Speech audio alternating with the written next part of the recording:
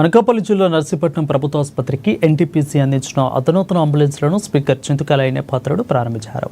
ఈ కార్యక్రమంలో జిల్లా కలెక్టర్ విజయకృష్ణన్, స్పీకర్ సతీమణి పద్మావతి పాల్గొన్నారు.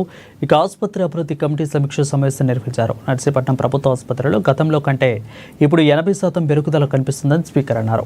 మిగిలిన 20% కూడా పూర్తిగా మెరుగుపరిచి ఆసుపత్రికి మంచి పేరు తీసుకురావాలని వైద్య శాఖ అధికారులకు స్పీకర్ సూచించారు. ఇక అనంతరం హాస్పిటల్కి కావాల్సిన అవసరాలను డాక్టర్లను అడిగి తెలుసుకున్నారు. గతంలో మన హాస్పిటల్కి 3 అవార్డులు 4 అవార్డులు వచ్చాయి సెంట్రల్ గవర్నమెంట్. అప్పుడు నేను ఉన్నప్పుడు సెంట్రల్ గవర్నమెంట్ అవార్డు ఇచ్చింది మనకి. మళ్ళీ మధ్యలో రాలే, మళ్ళీ అవార్డులు రావాలి హాస్పిటల్కి.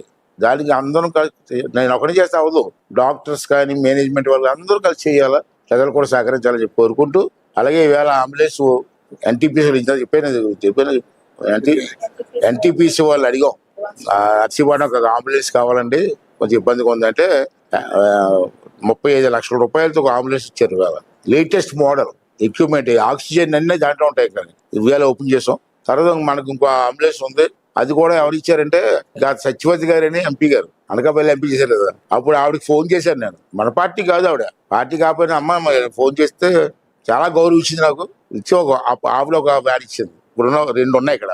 3వది ఇంకోటి ఉంది, అది సుబ్బరామరెడ్డి గారు